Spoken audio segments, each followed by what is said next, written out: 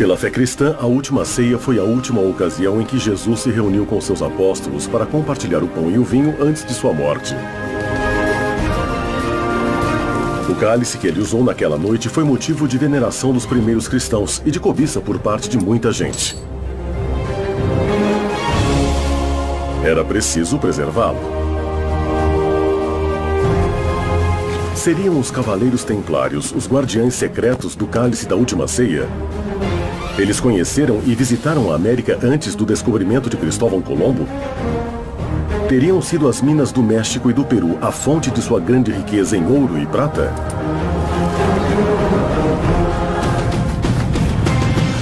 Os Templários fugiram para a América e esconderam o cálice ou o Santo Graal na Patagônia? Os nazistas conheciam o segredo dos Templários e dos Jesuítas e exploraram a América do Sul em busca do Graal. O Graal ainda estaria na América? Quem o procura atualmente? Os Templários na América.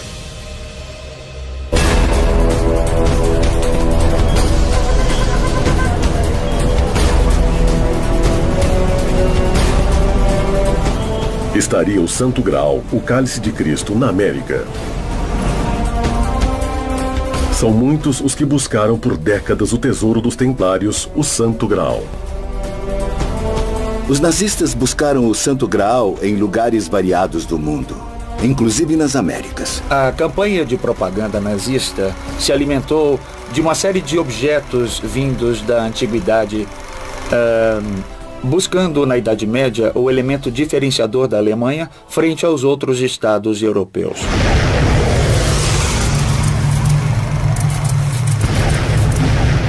Os nazistas, entre aspas, queriam aumentar o seu poder.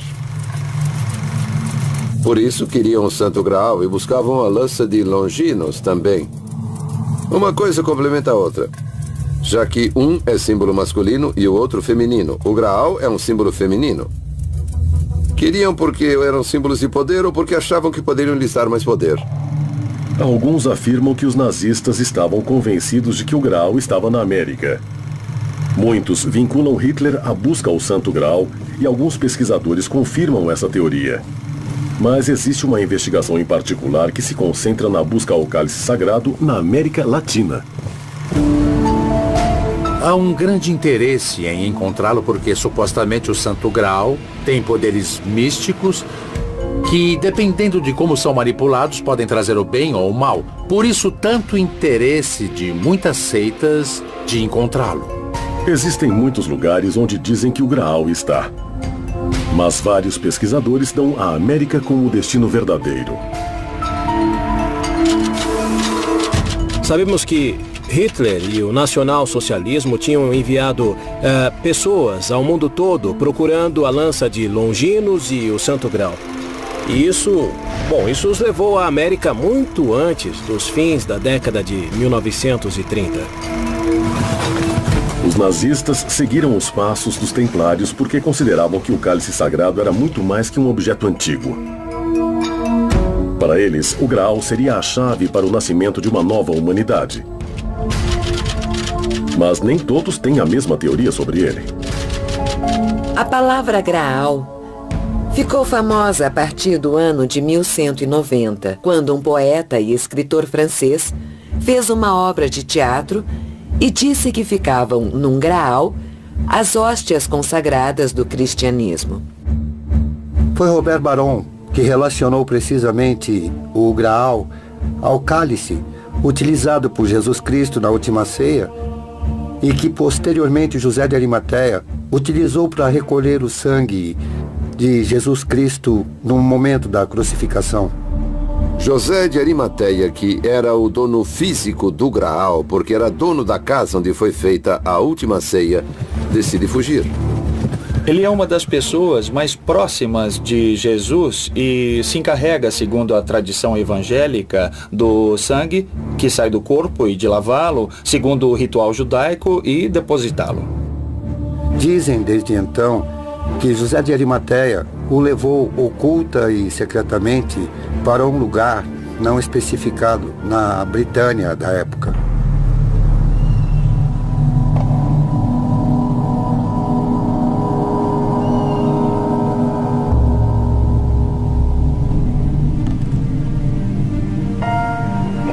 falamos de 4 cálices, porque durante toda a história medieval falava-se de vários Santo Grau. Inclusive, há pouco tempo, o famoso romance de Dan Brown fala de várias investigações que aconteceram, que eram conhecidas no meio. A genialidade de Dan Brown está em fazer tudo de forma didática, compreensível e numa ambientação de romance, para que se entenda tudo isso. Mas durante a história, houve uma série de confusões muito grandes.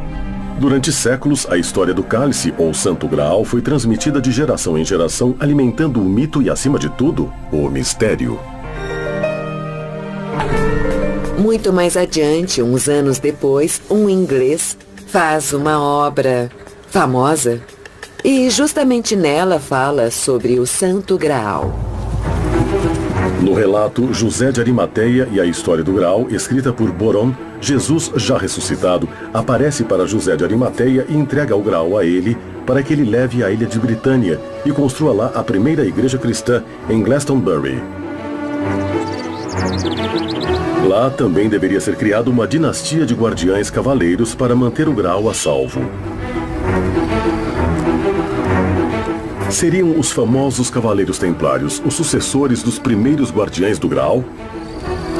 Templários é um nome genérico que se dá aos pobres cavaleiros de Cristo e do Santo Sepulcro de Jerusalém. Foi uma ordem militar internacional fundada em 1120, com o objetivo de proteger os peregrinos que faziam a viagem até a Terra Santa. Mas quando chegam à cidade de Jerusalém, o rei Balduíno I diz que vai dar um lugar a eles no que foram as cavalariças do tempo do rei Salomão.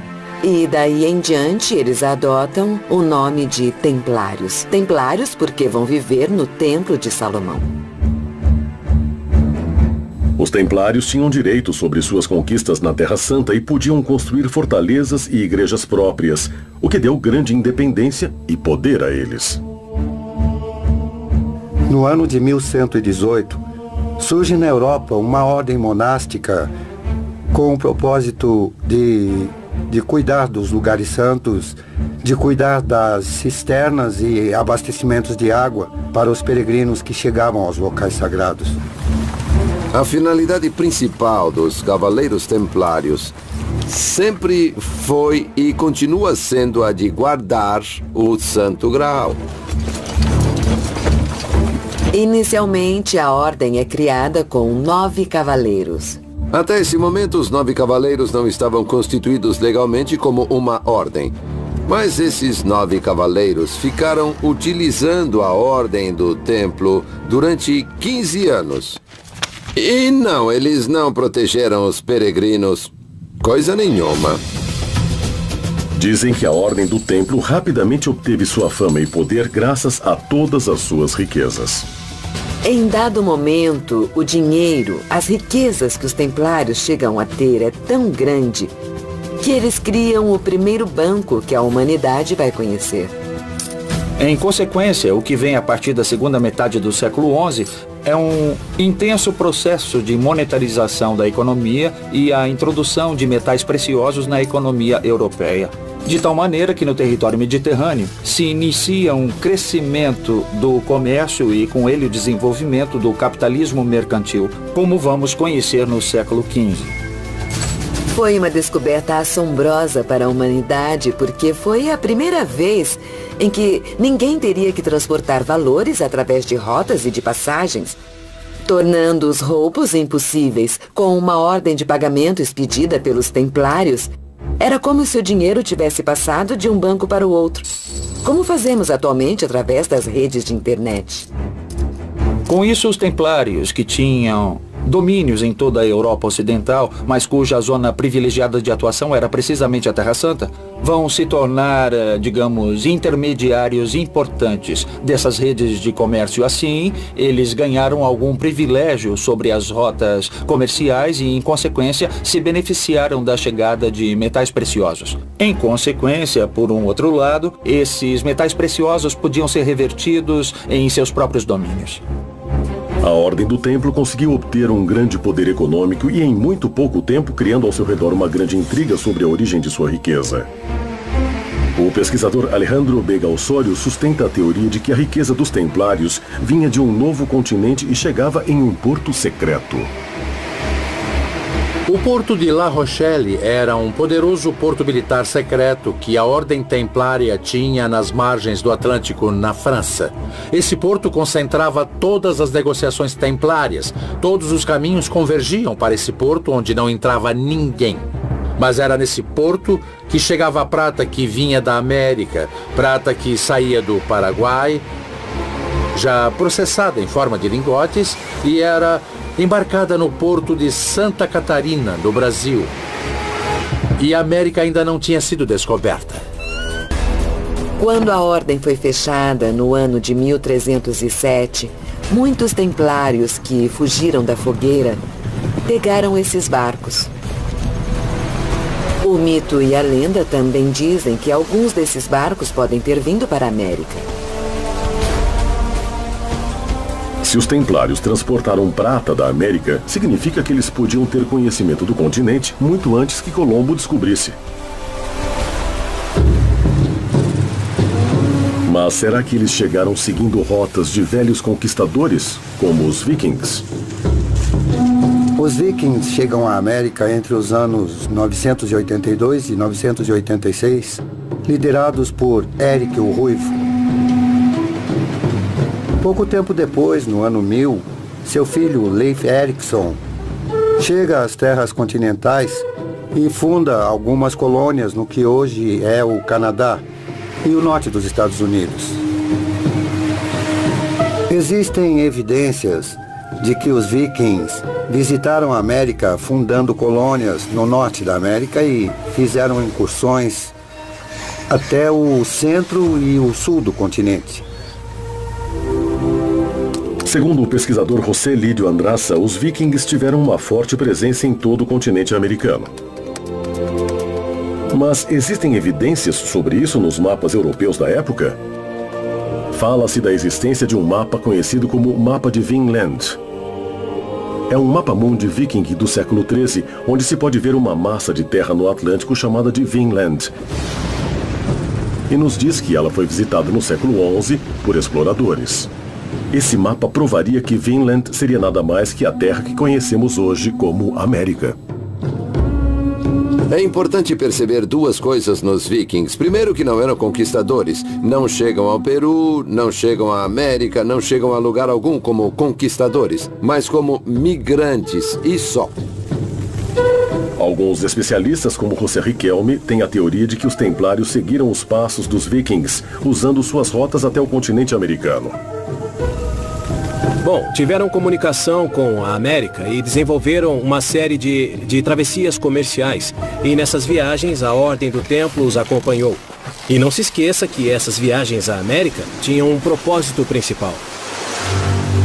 Mas nem todos os pesquisadores estão de acordo com a teoria da relação existente entre templários e vikings. Não existe nenhuma relação entre templários e vikings. Basicamente porque os vikings foram um povo nômade do Mar do Norte, que vagou pela Europa continental entre os séculos 9 e 10, e os templários se desenvolveram no século 12. Não puderam se conhecer, então não há nenhuma relação. Quando Colombo partiu para sua aventura, talvez soubesse o destino final de sua viagem. Será que conhecia a possível existência do Graal em um novo mundo que ainda não havia descoberto? Por que nas suas caravelas havia cruzes templárias desenhadas nas velas? Os Templários na América. O Santo Graal conteve o sangue de Cristo. Supostamente, o Santo Graal tem poderes místicos. Quem tivesse a sorte de encontrá-lo, teria consequentemente a vida eterna. O que os nazistas queriam era aumentar seu poder. Os Templários na América. Se os Templários conheciam o Novo Mundo muito antes da chegada de Colombo, obviamente ele não foi o primeiro conquistador.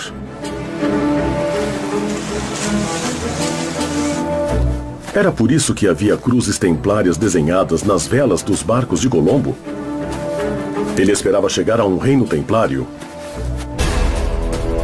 Cristóvão Colombo vai a Portugal, onde se casa com a filha do grande mestre dos Cavaleiros de Cristo de Portugal. E assim tem acesso à biblioteca do grande mestre. Nessa biblioteca estavam uns mapas. Alguns são conhecidos, certo? Onde aparece a América. Por isso, quando Colombo tem a ideia de descobrir a América, ele já sabia onde ia. Estava muito seguro de onde ia. De acordo com os documentos, parece que os chineses chegaram à América pelo Pacífico em meados do século XV, mas isso não teve maior significado. Portanto, da perspectiva histórica, o descobrimento da América, chamado assim, só corresponde a Colombo e ao ano de 1492, ainda que todos saibam que o primeiro que denominou essas terras como continente foi Américo Vespúcio. Cristóvão Colombo, em 1492, partiu do Porto de Palos, na Espanha, atravessando o Atlântico, até chegar a uma ilha chamada de Guanahani, nas Bahamas. Cristóvão Colombo entra para a história como descobridor da América, mas na verdade ele não descobriu a América, eles já mantinham rotas secretas, rotas comerciais. Ele diz que vai chegar a Cipango, vai chegar às Índias, que vai trazer ouro, prata, especiarias, etc. Mas sabia exatamente onde iria. Ele iria à América. Porque a América já era conhecida.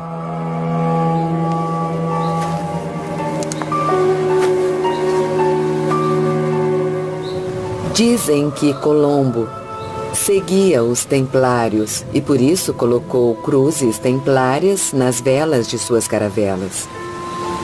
Os espanhóis sabiam que as caravelas viriam com esse símbolo que é a cruz, que é o emblema dos templários. Por que Colombo tinha velas templárias brancas com cruzes vermelhas? E por que achava que os templários estariam lá onde ele chegaria? Era um sinal de reconhecimento. Para dizer que eram amigos. Por um lado, ele pretendia estabelecer uma relação entre os templários e a América, mostrando nas bandeiras que acompanhavam todas as embarcações de Colombo a imagem da cruz do templo.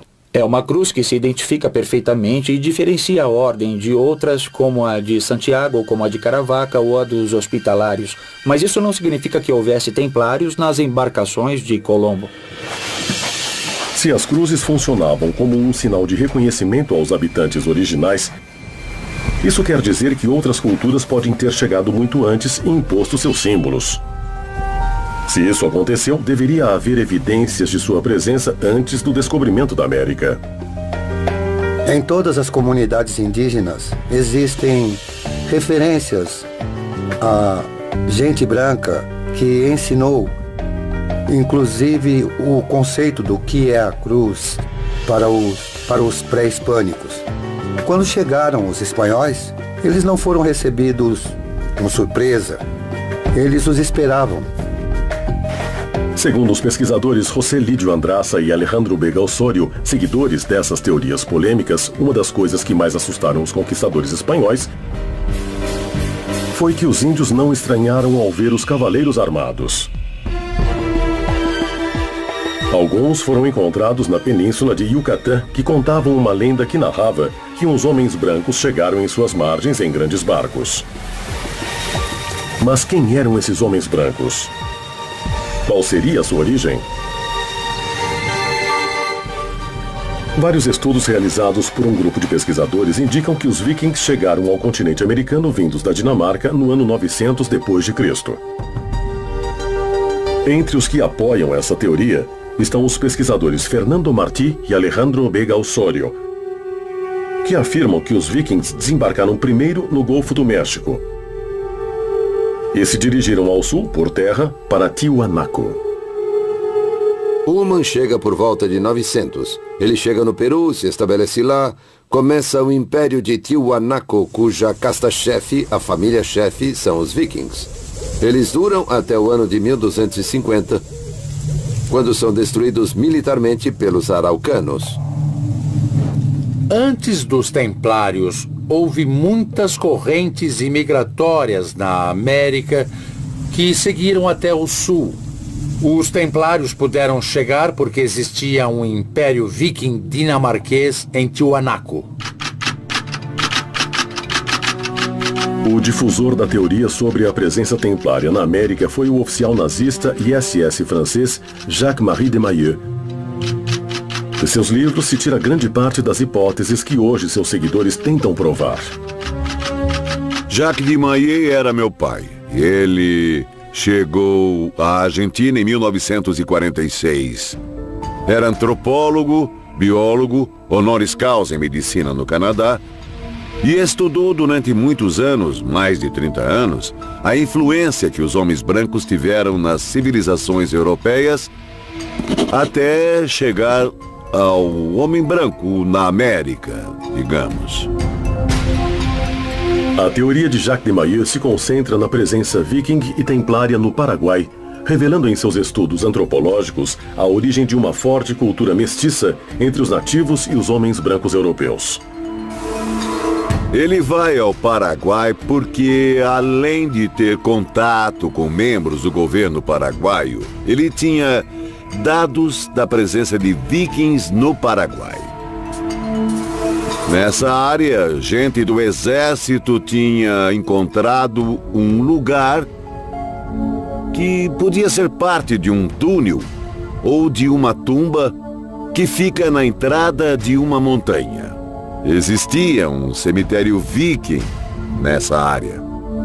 Sabemos de lendas, mitos que o professor Vicente Pistilli revelou bastante. Ele escreveu, aliás, escreveu muito sobre eles. Ele lançou livros a respeito, falando da mitologia guarani, que é uma mitologia viking em muitos aspectos. Graças a Deus, tive a sorte de participar de uma das primeiras expedições, onde se estudou o índice cefálico, o índice colorimétrico. Essa presença nórdica é refletida no seu próprio gene.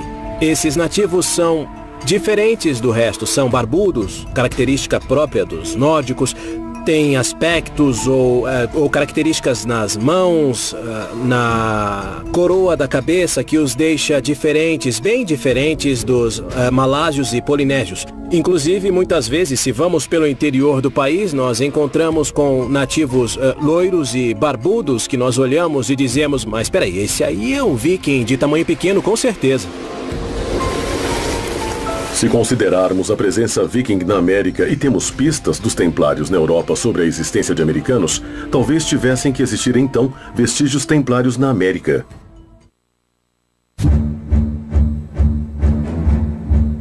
Segundo o pesquisador José Lídio Andraça, existem várias evidências vikings e templárias em toda a América Latina. Uma das provas mais importantes é a que se encontra em Tilapa, município de Guerrero, no México, conhecido como o Pé de Cavaleiro.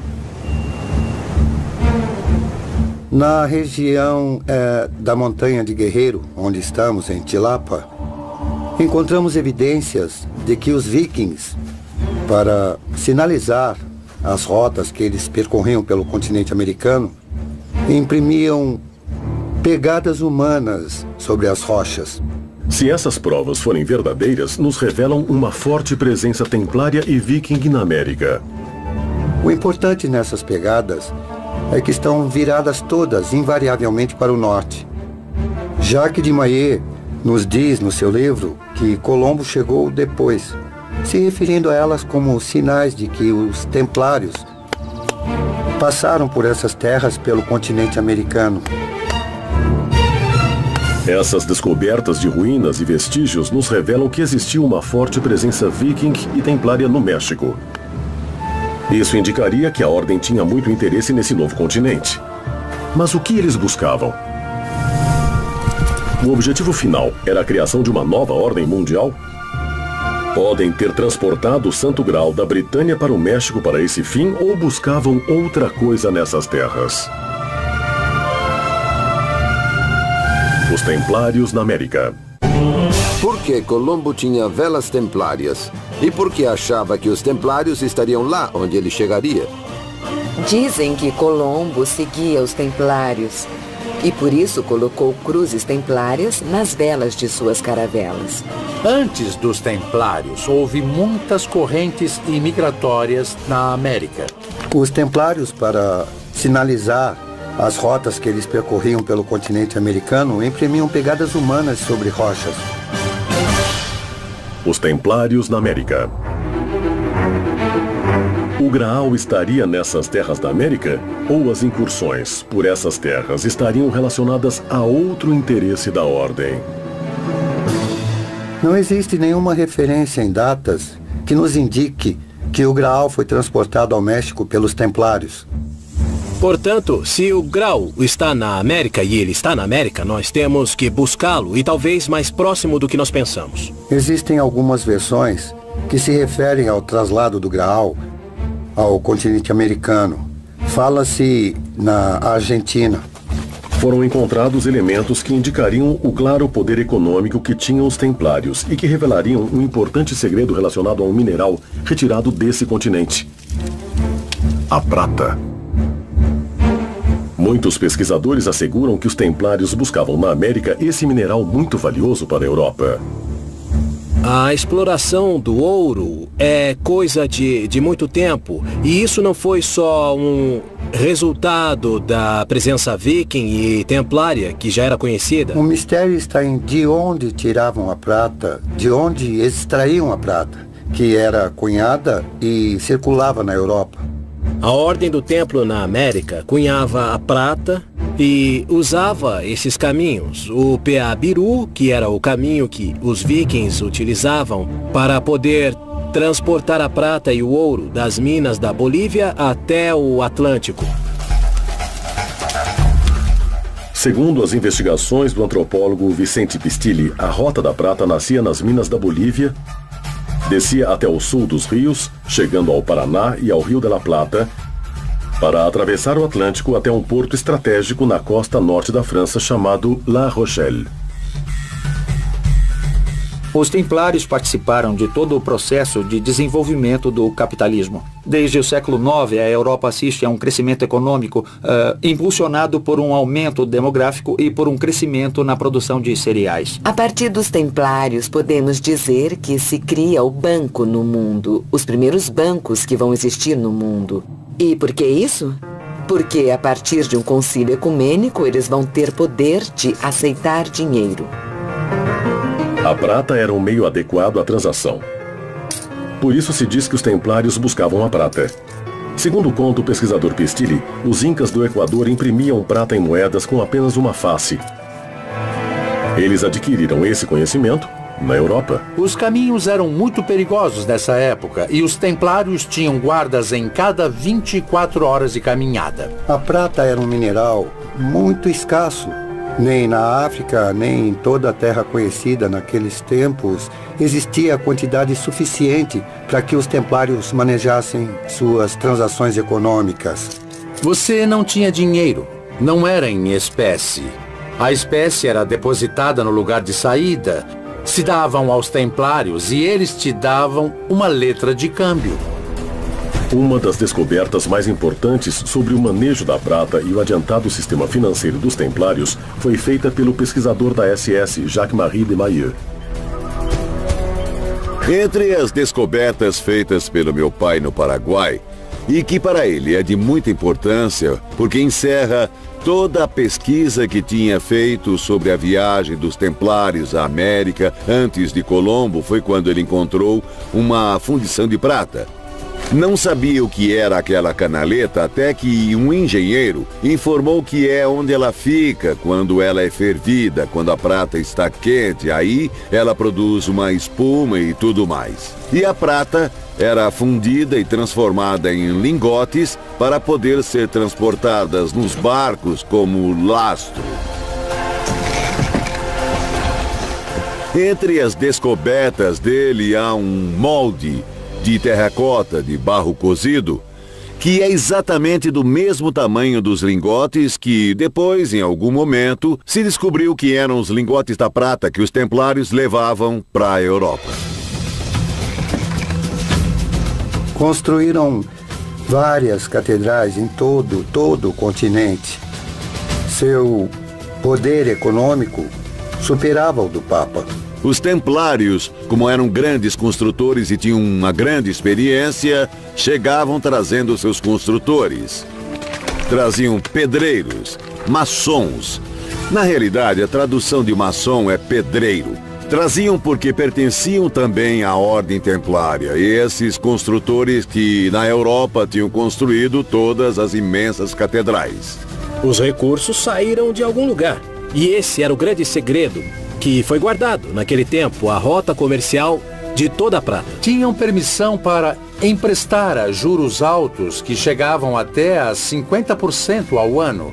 Tudo isso junto com as vendas que exploravam os campesinos. Mas todos os negócios distribuídos pela Europa gerou uma fortuna altíssima. Isso fez com que reis se endividassem e gerou muitos inimigos, entre eles o rei da França.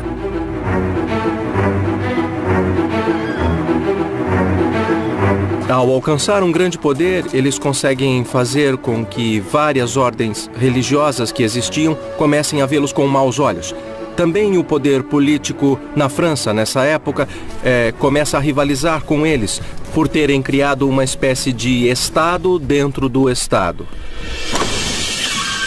Tudo isso vai acabar gerando uma espécie de ataque da Igreja de um lado e do outro lado do rei da França, para que definitivamente se encerrasse essa ordem. Os templários tinham conhecido a América e possivelmente exploraram suas riquezas. Seu poder e influência começaram a diminuir. Com a negação de Jacques de Molay, o destino da ordem foi selado. O rei Filipe IV da França deseja que todo esse ouro, toda essa riqueza e todo o poder do banco comandado pelos templários seja exclusivamente francês. Fez um pacto com o Papa que ele mesmo sustentava e de uma hora para outra houve a Noite Triste.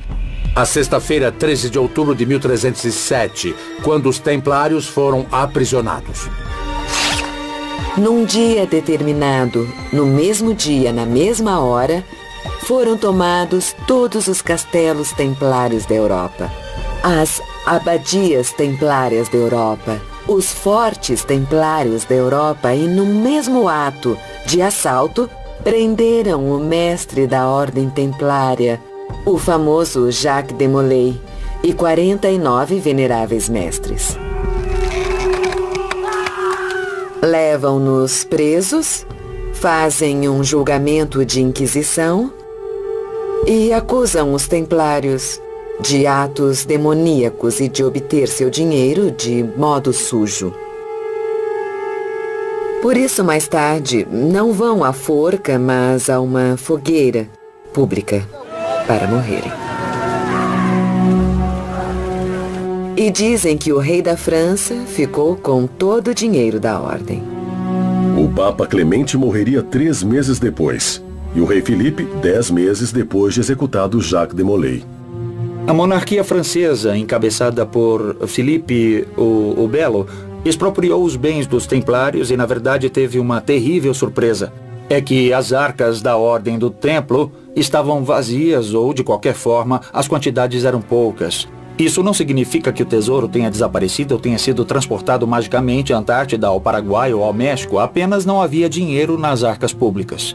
A Ordem do Templo foi saindo da Europa por causa da perseguição e veio se refugiar nas regiões da América, tanto na América do Norte como na América do Sul e também na América Central.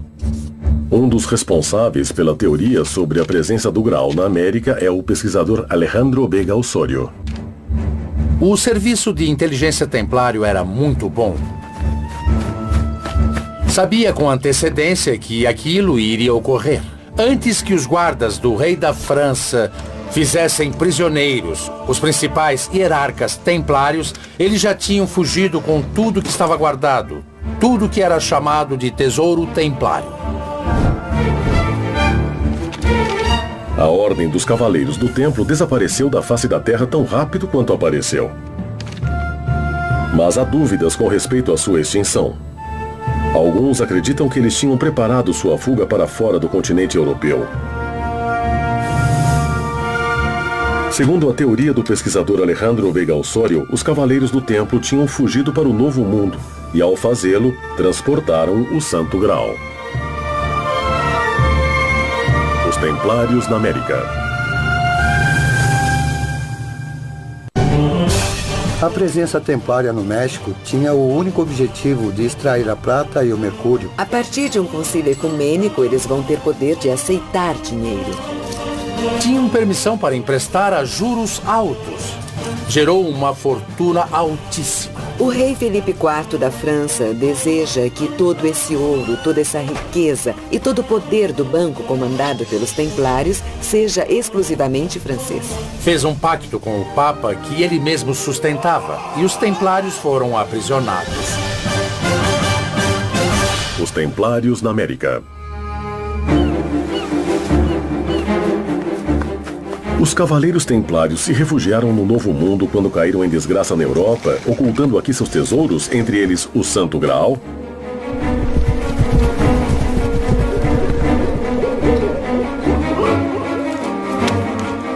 Dados os objetivos da Ordem e a rápida propagação no continente, alguns pesquisadores como Sérgio Roa especulam sobre a teoria de que os jesuítas poderiam ser os herdeiros dos Cavaleiros da Ordem do Templo.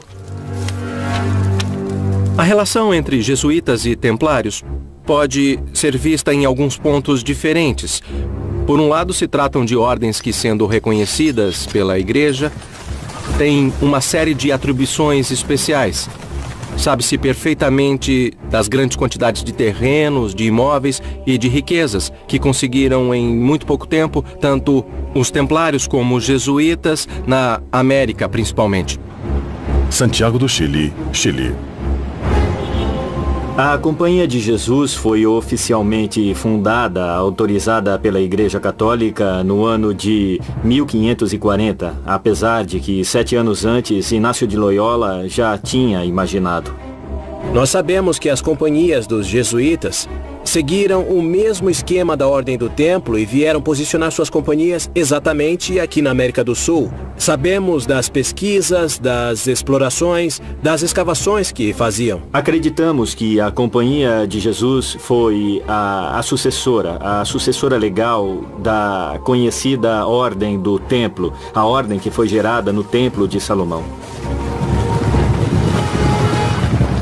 A Ordem dos Jesuítas se propagou rapidamente por todo o continente americano, localizando-se de norte a sul, como fizeram os Templários. Os jesuítas são uma ordem cristã, religiosa, católica, muito importante. E talvez uma das mais fortes que tem a Igreja Católica. Forte em todo sentido.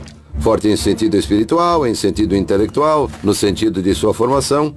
É lógico, então, que o Santo Graal interessasse a eles. Era um interesse em Deus, um interesse no Espírito Santo. Os jesuítas se constituíam como uma ordem e diziam eles que onde estivesse um jesuíta estava toda a companhia. De tal maneira que a educação se tornou a arma mais poderosa que a ordem poderia ter. Mas não tem nada a ver com os templários.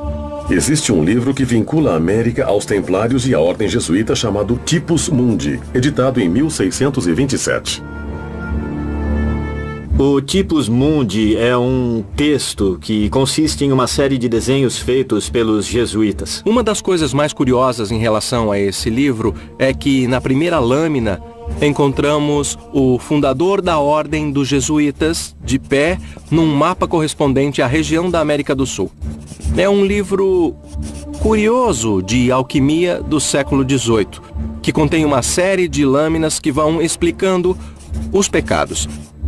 Vários alquimistas, como Cancelli, que foi discípulo de Fulcanelli, analisam o livro de uma perspectiva alquímica. Por que os Templários e depois os Jesuítas adquiriram esse poder? Seria o conhecimento sobre a localização do Graal que os tornava intocáveis? Os jesuítas também se interessavam pelo Graal? Nessa busca, os jesuítas chegaram ao sul da Argentina e sul do Chile através da busca das míticas cidades dos Césares.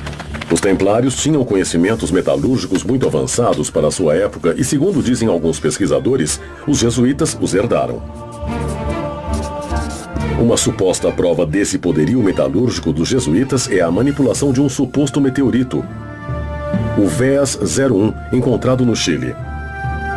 Segundo Rodolfo Novakovic, pesquisador desse tema, os jesuítas trabalharam o meteorito utilizando técnicas metalúrgicas templárias. Nós fizemos no ano de 2007, em outubro de 2007, uma apresentação à Sociedade dos Meteoritos para validá-lo como meteorito ou descartando que ele fosse um meteorito. Até agora não pudemos ter essa certificação. Do ponto de vista químico, não tem as características necessárias para ser uma rocha proveniente do espaço.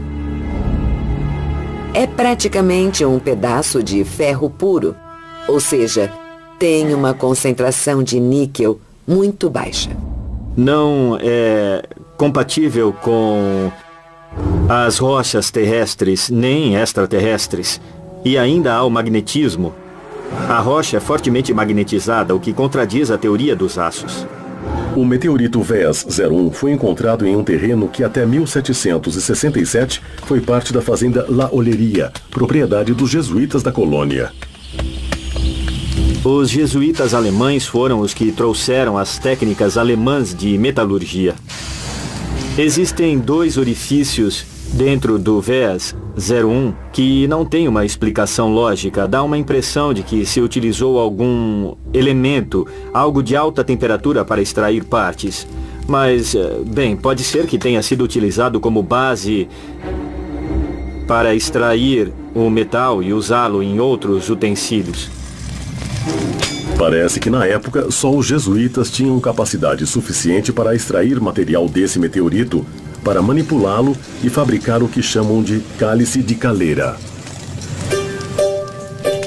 Sabe-se que naquela época se construíram 2 grandes cálices muito interessantes e que um deles levou cerca de 19 anos na sua elaboração.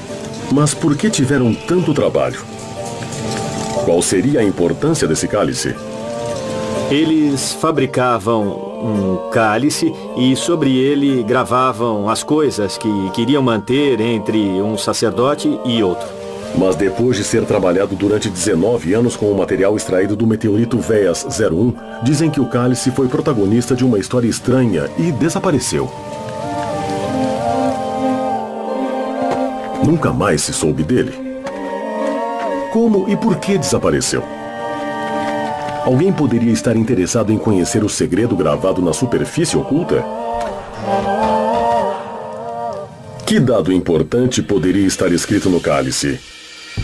O Santo Graal estaria na localização das cidades dos Césares? Cidade dos Césares, Golfo de San Matias. Existe uma estranha teoria baseada em alguns mitos e lendas que fala sobre a existência de uma cidade mágica em outra dimensão, onde os templários tinham encontrado refúgio. As cidades dos Césares realmente são cidades templárias e estão todas localizadas entre as latitudes 41 Sul e 43 Sul. Segundo alguns autores, não havia uma só cidade dos Césares, mas várias cidades dos Césares com distintas denominações, mas sempre sobre a Cordilheira dos Andes, tanto na Argentina quanto no Chile. Segundo Fernando Martí, existem cavernas, túneis e caminhos subterrâneos que se conectariam às cidades míticas dos Césares. Nos mandaram ver uns poços onde se escutava o ruído do mar. Mas o curioso era que estávamos no meio da Patagônia. E realmente há poços. E esses poços respiram. Respiram no verdadeiro sentido da palavra. Inspiram e expiram. E tem uma sinuosidade nessa inspiração e expiração. O único fenômeno natural que tem esses ritmos são as marés. E nesse túnel está a cidade. Está essa cidadela onde o Graal se encontra. Dizem que o Graal se encontraria em uma cidade oculta. Mas são muitas as histórias que mencionam esse tipo de lugares mágicos e secretos. Um desses lugares fica na província de Córdoba, no centro da Argentina. uma região conhecida pelo nome de Cerro Uritorco. Um lugar cheio de mistérios onde os templários parecem ter deixado alguns vestígios. Mas isso é possível ou só se tratam de ideias baseadas em antigas lendas? Os Templários na América. Os jesuítas são uma ordem cristã, religiosa, católica muito importante. É lógico, então, que o Santo Graal interessasse a eles. Com a capacidade tecnológica que tinham, eles construíam um cálice e sobre ele gravavam as coisas que queriam manter entre um sacerdote e outro. Por circunstâncias misteriosas, ele desapareceu. Os Templários na América. Segundo uma interpretação do mito do Cavaleiro Parsifal, ele teria escondido o bastão no Cerro Uritorco, em Córdoba, Argentina. E segundo Fernando Martí, tempos depois, em meados do século XX, Orfélio Ulisses o encontrou. O que ninguém sabe é se o Santo Graal estava junto. O que chamam de bastão de comando, se convencionou chamar assim, foi descoberto por um senhor que aparentemente era de etnia indígena e se chamava Orfélio Ulisses Herrera. Esse homem tinha estado no Tibete, numa espécie de retiro que havia lá, e lá no Tibete lhe disseram que ele encontraria um bastão de comando. Ele veio, atravessou a cordilheira, chegou em Córdoba, pediu informação, chegou ao Cerro Uritorco e seguiu até o lugar que lhe foi indicado. Lá começou a jogar pedras com as mãos e de repente tocou numa coisa. Puxou essa coisa e era o bastão de comando. O professor Guillermo Alfredo Terrera, na época era o professor titular de antropologia da Universidade Nacional de Córdoba e era um especialista, pode-se dizer, nos cometingones. Era um especialista nos cometingones e também em Uritorco. E foi ele, na verdade, quem nos iniciou nesse tema e nos aconselhou, ele já estava um pouco velhinho, e nos aconselhou a irmos até o sul buscar o Graal. O mito no qual se baseiam alguns pesquisadores diz que o bastão de comando que Parsifal trouxe seria para eles uma prova inequívoca da existência do Graal na zona do Cerro Uritorco, na província de Córdoba, na região central da Argentina. Os nazistas buscavam algo além do Graal. Dentro dessa ideia, dentro desse desejo de ir conseguindo esse tipo de peças míticas, Hitler queria o bastão de comando porque ele acreditava nessa hipótese de que ele daria poder a quem o possuísse.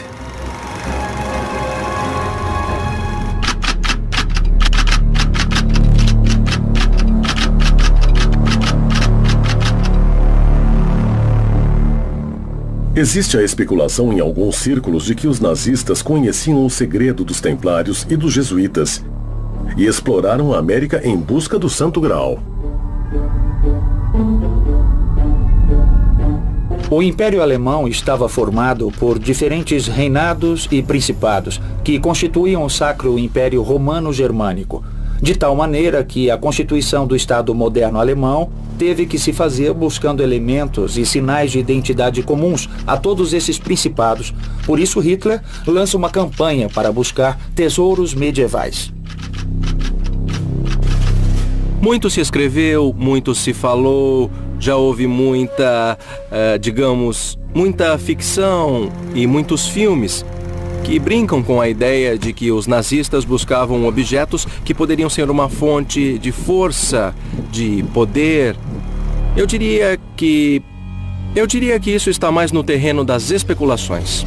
Hitler tinha uma conhecida fixação pelo ocultismo desde muito antes de ele chegar ao poder na Alemanha.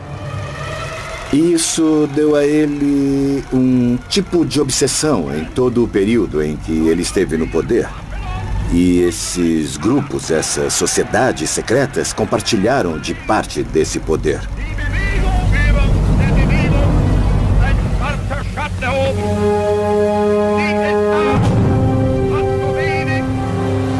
Dentro desse perfil esotérico e ocultista que tinham os nazistas, particularmente Hitler, o Santo Graal era uma peça que não podia faltar, digamos, em sua coleção de objetos míticos. O nacional-socialismo, com essa ideia de criar uma raça superior, tinha de um lado uma face que não era ligada ao divino, e sim a uma questão muito terrena e muito criminosa, que era o que eles chamavam de programa de limpeza racial. E um programa de... também era chamado de programa de eutanásia nazista. Criminosa, que era o que eles chamavam de programa de limpeza racial. E um programa de... também era chamado de programa de eutanásia nazista, que era destinado a melhorar, entre aspas, a raça ariana. Na primeira metade do século XIX, com o ressurgimento das sociedades secretas em todo o mundo ocidental, os templários seriam uma boa base para alimentar o mito e as formas estruturais dessas sociedades secretas. As teorias de muitos pesquisadores, como Jorge Camarasa e Fernando Martí, dizem que durante e depois da Segunda Guerra, os nazistas chegaram às costas da América do Sul não só para se refugiarem, mas buscando os tesouros da ordem.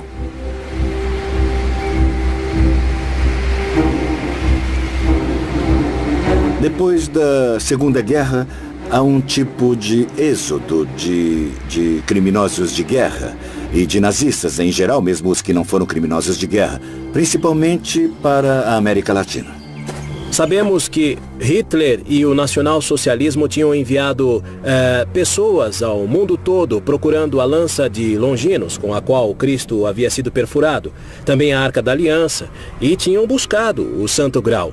Agora, isso os levou a esses pontos da América muito antes, lá no fim da década de 1930.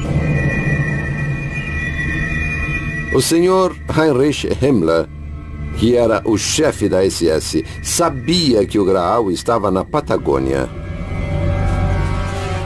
O que nos consta é que procuraram, como também procurou o chefe desse partido, que era o senhor Adolf Hitler, procurou na Patagônia. Nos anos 45, 46, 47, ouviram-se muitíssimas versões de que ele teria vindo para cá.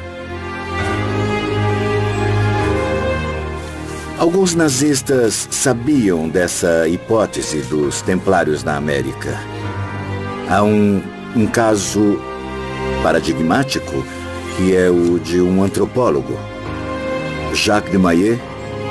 Ele veio a Buenos Aires e foi ele que trabalhou muito sobre a hipótese dos vikings, principalmente na América do Sul, e também os templários. Eles acreditam na ideia de um destino, e esse destino é oferecido a quem for melhor, aos mais aptos. Essa ideia do darwinismo social é uma interpretação bastante torta, digamos, da teoria da evolução. Eles realmente buscavam encontrar essa relação entre supostas raças brancas ou haveria algo mais? Alguns pesquisadores que apoiam a teoria do Graal na América dizem que os nazistas só queriam achar esse tesouro templário nessas terras.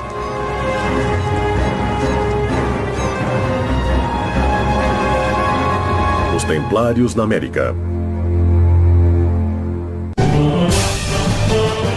Dentro desse perfil esotérico e ocultista que tinham os nazistas e Hitler em particular, o Santo Graal era uma peça que não podia faltar em sua coleção de objetos míticos. O senhor Heinrich Himmler, que era o chefe da SS, sabia que o Graal estava na Patagônia. O que nos consta é que procuraram. Ele queria o bastão de comando porque ele acreditava nessa hipótese de que ele daria poder a quem o possuísse. A história é essa. Os Templários na América. A história do Cavaleiro Parsifal está ligada ao Graal e ao bastão de comando desde as origens dessa suposta lenda. Quem era o Cavaleiro Parsifal? Onde se origina sua história? Wolfgang von Eschenbach, o trovador alemão, escreveu uma obra onde descreve toda a vida de Parsifal. Von Eschenbach é muito conhecido porque ele foi o autor do libreto de Richard Wagner para a ópera Parsifal. Percival Galês, ou Parsifal, é um cavaleiro terreno. Isso quer dizer que não tem um ar sacro particular, mas representa todos aqueles homens que, com seu trabalho e sua piedade, e sobretudo por levarem uma vida de acordo com os valores eclesiásticos, lhe é concedido a graça de contemplar o Graal. É um fenômeno quase místico de contemplação do divino. Segundo a lenda, Parsifal era um cavaleiro templário encarregado de deixar o Santo Graal junto a um bastão de comando sagrado, conhecido também como Pedra da Sabedoria. Mas nós nos interessamos porque, em uma circunstância, ele se fez merecedor de ser o guardião do Graal.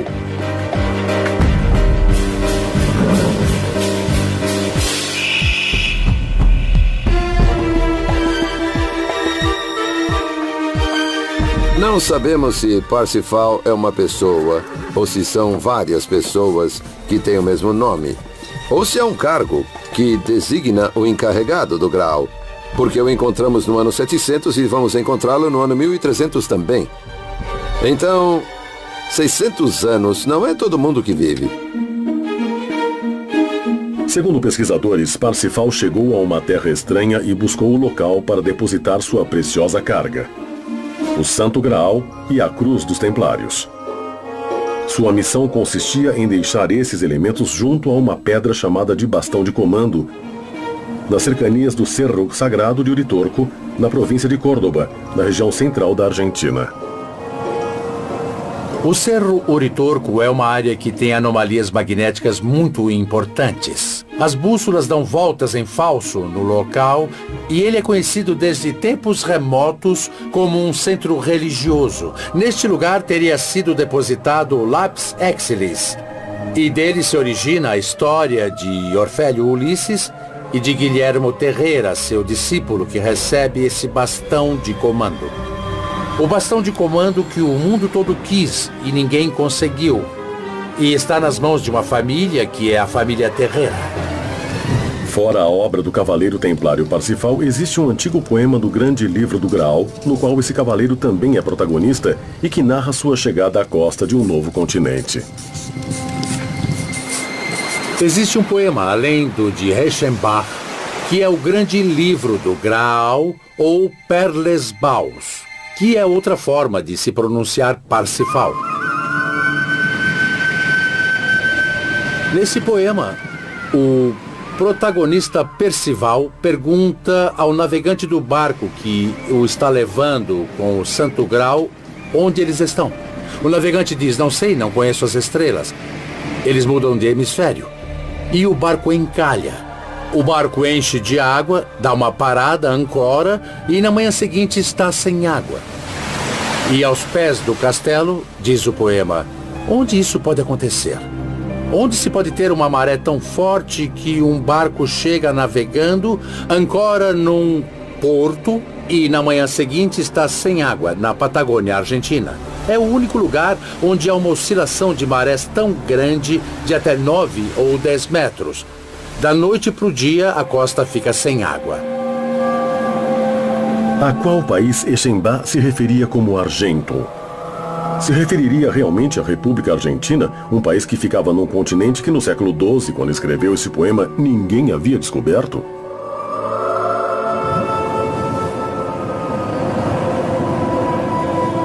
Parte do tesouro templário está na Patagônia, precisamente nas cercanias de Telsen e sob o planalto de Somuncurá. O Graal e o bastão de comando escondidos, segundo os escritos por Parsifal, foram intensamente procurados pelos nazistas. Entre as hipóteses que os nazistas tinham nesse afã de coletar várias coisas, eles chegaram a pensar na possibilidade dos templários terem trazido o Santo Graal à América do Sul. É indiscutível a presença nazista na América, no Paraguai e em tudo o que seria o Brasil, a Argentina, a Bolívia, o Uruguai. E não estamos falando só apenas dos nazistas do Terceiro Reich. Estamos falando de 1943, 1945. O senhor Heinrich Himmler, que era o chefe da SS, sabia que o Graal estava na Patagônia. Por isso havia tanto interesse da Alemanha nazista na região. Por isso chegaram submarinos nazistas na Baía Sem Fundo. Nesse lugar, há muito mais do que se pensa. Nem todos os nazistas se estabeleceram e exploraram o centro da Argentina. Também se dirigiram mais para o sul do país, para a Patagônia, atrás de rastros do Graal. Depois da Segunda Guerra, aconteceu um tipo de êxodo de criminosos de guerra e de nazistas em geral, mesmo os que não foram criminosos de guerra, principalmente para a América Latina. Sabe-se que muitos submarinos nazistas chegaram à costa da Patagônia e também se fala de sua chegada à Antártida durante e depois da Segunda Guerra Mundial. Era só uma via de escape ou tinham uma missão secreta relacionada à busca do Graal? A chegada dos submarinos nazistas à costa argentina durante e depois da guerra tinha a ver principalmente com o desembarque de algumas pessoas e de alguns bens.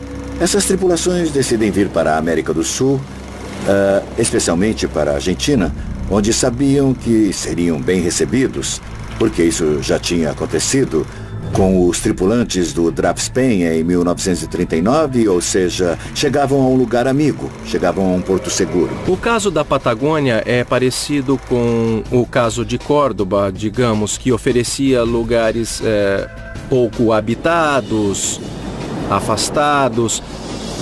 Aqueles que vinham da Europa alpina, eu vou chamar assim, encontravam na Patagônia, quando chegavam, um espaço, um local similar à geografia de onde eles vinham.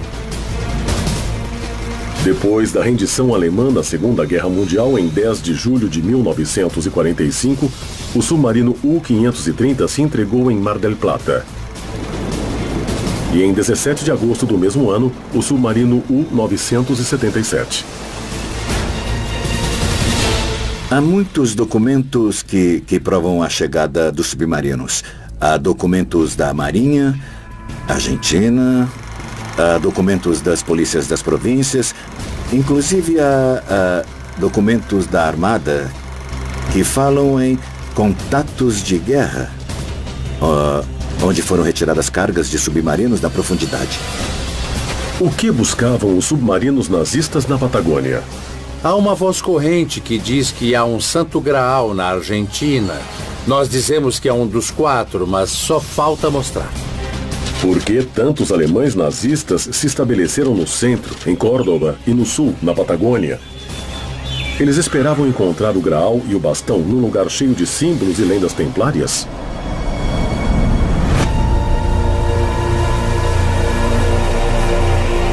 Os Templários na América. O Cerro Uritorco é uma área que tem anomalias magnéticas muito importantes. Nesse lugar teria sido depositado o Lapis Exilis. É indiscutível a presença nazista na América.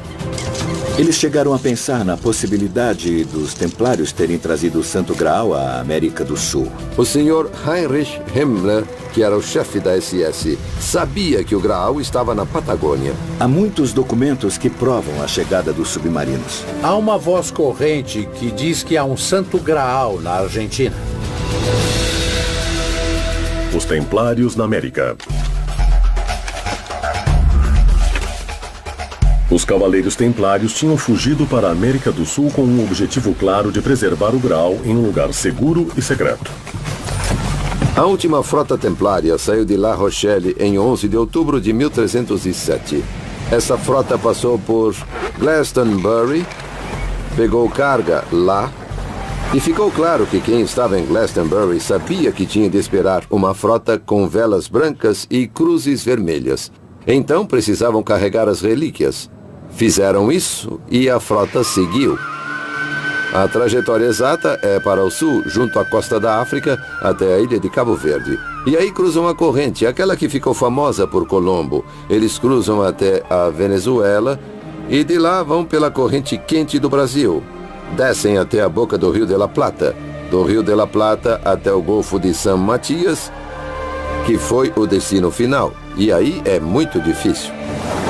Segundo o pesquisador Fluguerto Martí, a frota templária carregou o Santo Graal na Grã-Bretanha e o primeiro destino a que chegou foi um porto chamado El Fuerte, no Golfo de San Matías, ao sul da Argentina. Rio Negro, Golfo de San Matías. O forte é um lugar que fica no Rio Negro, perto da praia. É um planalto. É uma ilha, praticamente, que forma uma espécie de planalto, onde se diz que foi o primeiro enclave templário na região. Mais ou menos no ano de 1840 veio a nossas terras um geógrafo francês chamado Juan Antonio Victor Martin de Mouchy, que foi contratado para fazer um atlas, um mapa de toda a Confederação Argentina. Esse atlas consta de 30 lâminas. Em três desses mapas, aparece o Golfo de San Matías e aparece com o sinal que se punha nos fortes e uma legenda que diz Antigo Forte Abandonado ou Ex-Forte Abandonado, em francês Ancien Fort Abandonné.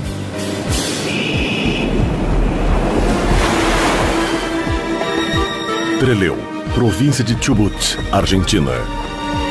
Museu Paleontológico Egídio Ferúlio. Não conheço o Forte Argentino, como se chama lá com esse nome, mas aqui em Chubut houve um forte muito famoso que foi o Forte San José, localizado no Golfo de San José, na Península Valdez. Os geólogos denominam barreira um planalto elevado isolado na beira do mar. Sobre ela foi construído o forte. A barreira, como chamam naquele planalto onde está o forte, é natural, não é construída. O forte foi construído em cima dela. Já o cais parece ter sido construído, porque em um dos lados, o que não recebe mar forte ou não recebia o mar forte, porque agora essa terra subiu toda, tem uma espécie de uns cilindros que são tipo tijolos, de um material estranho. Sabe, é como uma areia dura. Tudo bem ordenado e por isso parecem ter sido fabricados. Se os templários desembarcaram nessa região da Patagônia, é provável que tenham deixado mais marcas como as que parecem ter deixado no México e no Paraguai. Dadas as supostas provas recolhidas anteriormente, essas marcas continuariam nos lugares? Deixaram como obra as cruzes, os respiradouros, há respiradouros feitos, construídos, que têm relação com as subidas e descidas das marés. Estamos falando já dentro do território, não na costa, já bastante dentro do território. Há evidências de que há rios, porque o ar que sopra desses buracos, desses respiradouros, está relacionado às marés. Ao abandonar o forte costeiro, dadas as provas coletadas, os templários também seguiram o curso do rio Chubut, levando seus tesouros até um lugar-chave. Ponte Henry, rio Chubut. Mas também existem outras evidências importantes encontradas na mesma área. Cemitério Moria, Trelew, Argentina. Há um cemitério galês com umas 50 tumbas mais ou menos, muito antigas. Mas há uma tumba, uma tumba que é a mais antiga de todas. É uma relíquia. As tumbas que podemos ver no cemitério galês de Trelew são dos primeiros habitantes galeses que chegaram aqui na região. E uma tumba muito importante que tem uma característica muito especial. Tem um S em símbolo de serpente, está entrelaçada. Principalmente, isso é símbolo de um trabalho alquímico. Para esses pesquisadores, esses restos arqueológicos confirmariam certamente a presença templária na Patagônia Argentina. Eles teriam deixado escondido aqui o Santo Graal? Podemos averiguar que é fidedignamente esse símbolo. Porque sabe onde vemos esse símbolo? Nas igrejas templárias do sul da França. Esse símbolo se chama crismon. É um símbolo de Cristo, mas que os templários utilizavam. Os povos galeses buscaram sua terra prometida nesse canto do mundo? Teriam feito isso por acaso onde os templários se estabeleceram séculos antes? Talvez eles também seguissem o caminho do Graal. Os estudiosos asseguram que os colonos galeses se perguntavam como os templários fizeram para atravessar de maneira tão rápida a Patagônia. A resposta a essa pergunta, segundo Alejandro Vega Osório, estaria debaixo do solo. Debaixo do Planalto Patagônico, a mais de 200 quilômetros da costa do Atlântico, aparecem buracos na rocha de onde sai ar e entra ar. Há uma curva de 36 horas, onde se sente inspirar com muita força e expirar o ar. O ar expirado tem 5 graus de temperatura, uma umidade relativa de 85%, igual à água do Atlântico. Segundo o pesquisador, existiria o que ele denomina de buracos que respiram, estranhos túneis conectados a uma suposta corrente de ar subterrânea. Essa troca de expiração e inspiração corresponde à subida e descida das marés do Atlântico e do Pacífico. Esses túneis não são conhecidos, mas nos ambientes esotéricos sabia-se que eles existiam. Já desde tempos antigos, existia o que se chamava Baía Sem Fundo. Mas o que esses respiradouros indicariam? Os respiradouros, o que existe normalmente são alguns pequenos laguinhos onde se acumula água. A água brota como vulcõezinhos de areia. Nós geólogos conhecemos como pequenos vulcões de areia. Existem pequenas borbulhas que saem e que vêm arrastadas pela água. Para alguns pesquisadores, isso indicaria a existência de um imenso rio subterrâneo debaixo do Planalto Patagônico que conectaria com os supostos locais templários. Mas, para os especialistas, isso parece ser impossível, dadas as condições geológicas da região. O Planalto de Somuncurá é um grande planalto de origem vulcânica de idade terciária, ou seja, que tem aproximadamente uns 10 milhões de anos.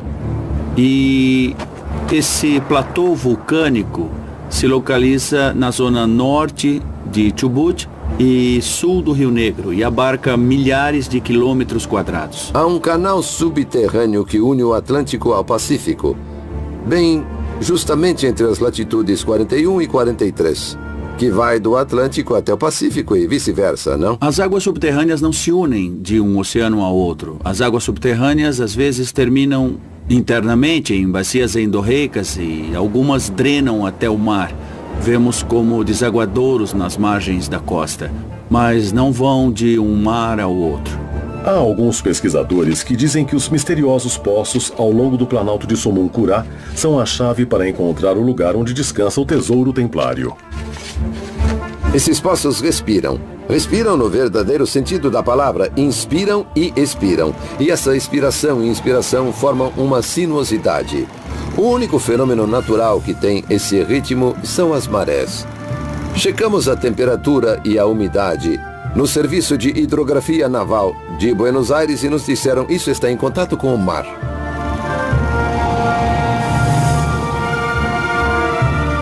Segundo os pesquisadores, existe uma estranha teoria que diz que os nazistas chegaram ao continente sul-americano entrando com seus submarinos pelos rios subterrâneos.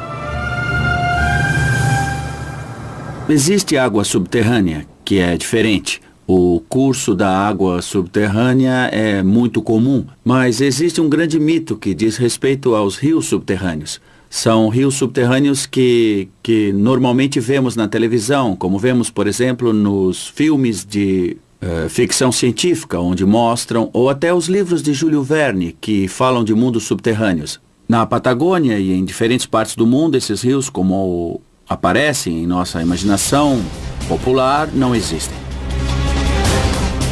Os pesquisadores Martí e Osório confirmam a existência de um esconderijo secreto onde estaria o maior tesouro templário, o Santo Graal.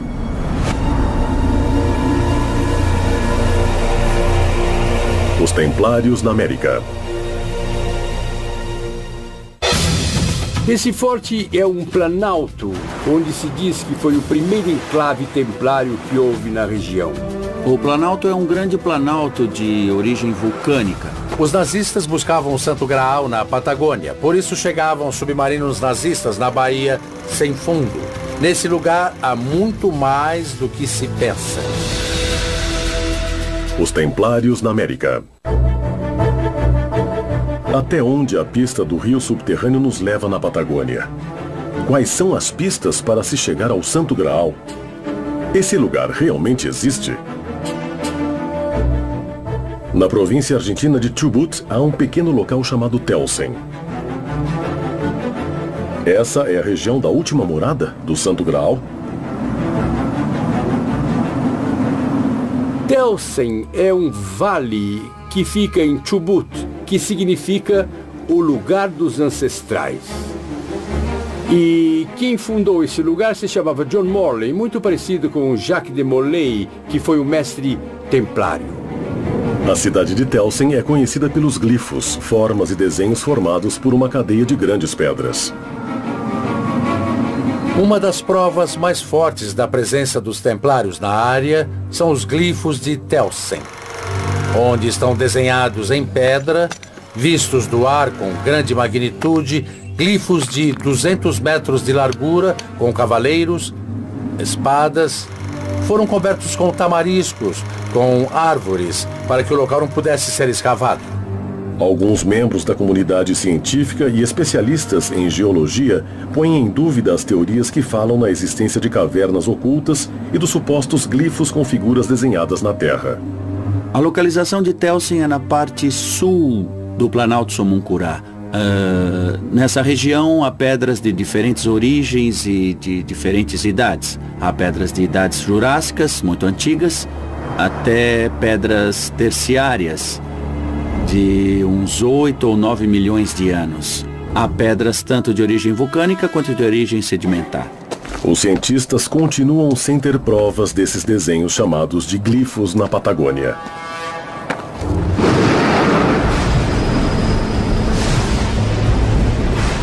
Existem provas de vikings e de templários na Patagônia, principalmente em umas pedras encontradas em escavações feitas ao lado do rio Chubut, perto de Trelew, onde há runas vikings, principalmente a runa de Balala, que é a runa absoluta dos vikings.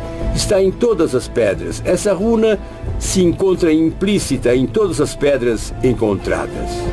Telsen é reconhecida por muitos pesquisadores como o destino final do tesouro da Ordem Templária, onde também se diz que se encontram as cidades dos Césares e até onde os rios subterrâneos chegam. Cidade dos Césares, Golfo de San Matias. Chamam cidades dos Césares porque há duas teorias. Uma diz que quem a descobriu foi um dos conquistadores que chegou à Patagônia e se chamava César. Então ficou como cidades dos Césares. Outra diz que a beleza dessa cidade é tamanha, e tamanha a riqueza e o tesouro desse lugar, que o atribuem ao Império Romano, a César. Eu não sei de cidades ocultas ou sepultadas por algum acidente geológico ou algum evento de alguma natureza. O que há é algo muito comum e os arqueólogos da Patagônia trabalham muito com vestígios, cavernas ou beirais de povos originais. As cidades dos Césares estão na Patagônia. Tem conexão com o Planalto e o Forte, as margens do Atlântico e com a região de Telsen. O que é a região de Telsen? Era uma estrada por onde passava a quarta rota da Prata, que conectava diretamente à Serra do Vulcão, na província de Buenos Aires. Essas rotas eram protegidas por tribos afins que eram de brancos, todos brancos. Alguns falam na hipótese que revela a existência de uma cidade oculta em uma quarta dimensão, na qual se chega atravessando um portal energético localizado na região de Telsen. Uma teoria fantástica controversa, que muitos cientistas veem como improvável. Há muitos que dizem que é uma cidade errante, que fica entre as duas dimensões, entre a terceira dimensão e a quarta dimensão. e às vezes desaparece da terceira, por isso é muito difícil encontrá-la. É uma lenda como a de Eldorado, na região da América Central. A lenda sobre essas cidades dos Césares está ligada à região de Telsen, mas por que ninguém pode explicar sua localização? Existe um grande silêncio entre os habitantes da localidade de Telsen que se negam a dar testemunho sobre o tema. O Graal e a Cidade Oculta parecem ser um segredo bem guardado pelos habitantes locais. Um mito difícil de se comprovar, um mistério que ainda continua sem resposta. É muito evidente que os habitantes de Telsen se negam a falar sobre o Santo Graal e sobre todas as coisas que se encontram em Telsen, porque temem um pouco por sua pequena população, seu pequeno lugar, não querem se sentir invadidos pelo turismo, por situações um pouco agressivas, numa região tão pacífica como é a população de Telsen. Os indícios encontrados levam os pesquisadores do Graal a uma região, a formação rochosa de Telsen. Segundo os pesquisadores Fernando Martí e Alejandro Vega Osório, se trataria de uma porta finamente talhada que claramente parece ser uma porta selada, obstruindo a entrada para um túnel. Essa seria a misteriosa Porta de Telsen? A Porta de Telsen é o que nós chamamos de Porta de Pedra. Não existem provas tangíveis, apenas teorias baseadas em mitos e lendas sobre a suposta porta onde se esconderia o Santo Graal. Dizem que o Santo Graal está na porta de Telsen. Seria importante cruzar essa porta para ver se o encontramos. Apesar de todos indicarem a região como tal, ninguém pôde chegar ao lugar exato onde ela fica. Há poucas pessoas que dizem ter visto essa estranha porta de pedra. Também se fala da existência de um único documento em película ou filme que revelaria a imagem da misteriosa Porta de Telsen.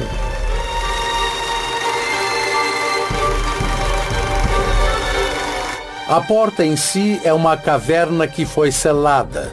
Dentro dessa porta, se supõe, e isso é especulação, que haja material templário.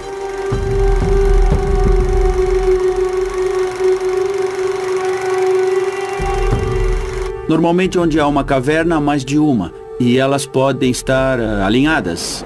São cavernas que se originam normalmente em rochas carbonáticas, rochas que podem degradar. Também existem cavernas formadas por rochas vulcânicas. A lava que baixa, esfria e deixa cavidades. Às vezes pode haver mais de uma caverna alinhada. Aparentemente, é uma porta de rocha ou de pedra, mas que está fechada, que está num maciço montanhoso, um maciço de pedra montanhosa. E que dá toda a sensação de ser uma porta que está fechada por dentro. Acredita-se que atrás da porta de Telsen está o Santo Graal. O Santo Graal parece ter o poder de se esconder para não ser revelado. Ninguém pode dizer com exatidão o lugar onde fica a porta. Pode-se observar a menção de uma porta na região de Telsen. As imagens que eu vi não me indicam que exista uma porta. Me parece mais exatamente uma formação de uma rocha vulcânica, muito similar a uma porta, mas que só tem o aspecto de porta. Estamos falando sempre de rochas vulcânicas. As imagens nesse filme são supostamente as únicas provas atuais da existência da Porta de Telsen, o lar do Santo Graal. Seriam essas provas um claro indício de que o Santo Graal estaria em Telsen, na Patagônia Argentina? É realmente possível que a Porta de Telsen seja sua última morada? Supostamente, a história diz que os templários continuam existindo, não mais vestidos com túnicas brancas, obviamente, porque tudo se renova e desde que veio da Europa, enfim, todas as lendas vão se distorcendo cada vez mais. Uma cidadela, um enclave, que está devidamente protegido por 1000 metros de basalto vulcânico.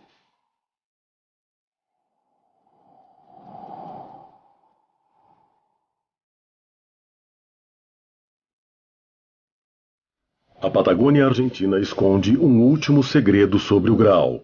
Um enigma que espera ser revelado. Existem templários em toda a América Latina também, como na Europa. Aqui temos na Argentina a Ordem dos Cavaleiros Templários, com sua sede principal em Buenos Aires. E na Patagônia temos a Preceptoria, pela qual eu sou o responsável. E há templários também no Peru, no Chile, no Paraguai, no Brasil. Formamos a União Templária Latino-Americana, onde se associam todas as ordens de origem templária. Atualmente, não existem templários verdadeiros. A ordem foi desfeita em 1212 pelo Papa Clemente V, de tal maneira que todos os grupos posteriormente que se intitulam templários não têm absolutamente nada a ver com a ordem original, apesar de retomarem a simbologia, os valores, os rituais próprios dos templários. Na Europa existem ordens templárias, vestígios da ordem monástica que estamos falando, que existem com outras características. Eles inclusive buscaram e resgataram muitos conhecimentos transcendentes que permitiram o maior conhecimento dessa ordem.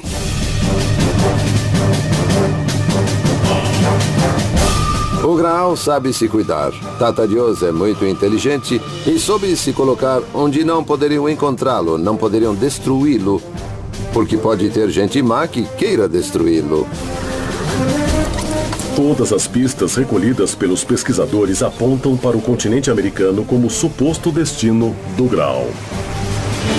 Duvido muito que o Graal tenha sido transportado à América, apesar de existirem referências que nos indicam que o Graal foi levado para a Argentina. Acredita-se que o Graal chegou à Patagônia junto com todas as relíquias que saíram do porto de La Rochelle. Pessoalmente, eu não acredito nesse tipo de lendas. Temos que ser respeitosos com a tradição e acredito que seja muito importante resgatar a cultura dos povos.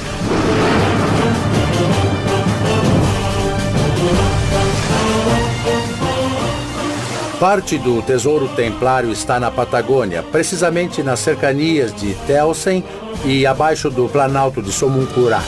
Pesquisadores de todo o mundo continuam encontrando pistas do Graal e todas apontam o continente americano como seu destino. Mas realmente estamos diante de um mito ou de uma realidade que quer se esconder? Enquanto isso, na cidade de Telsen, o segredo templário parece estar muito bem escondido. A primeira coisa a determinar é se o Santo Graal existe, se por um acaso ele existir. Se ele existir verdadeiramente, não se sabe onde é que ele está, porque nunca o encontraram. Apesar de que teve muita gente que o buscou durante muito tempo. Em último caso, o cálice que pode ter servido Jesus na última ceia se perdeu pela história e hoje em dia há 3 ou 4 santuários na Europa que reivindicam para si a posse do autêntico Graal. Se há 4, significa que nenhum é verdadeiro. 3 dias antes da ordem ser capturada, saíram com todos os tesouros dos templários. E entre esse tesouro estaria o Santo Graal, a Arca da Aliança e a lança de Longinos. O Graal não pode ter chegado a nenhum lugar porque é uma figura literária, portanto, não existiu. E em todo caso, o cálice que foi usado na última ceia pode ter sido perdido ao longo da história. Nos perguntamos se José de Arimateia poderia ter levado o Santo Graal para a Escócia. E da Escócia, levaria para onde? Eu afirmo que o Santo Graal está atualmente debaixo do Planalto de Somoncurá. Não posso dar mais detalhes, mas sei que ele está em posse atualmente dos Templários.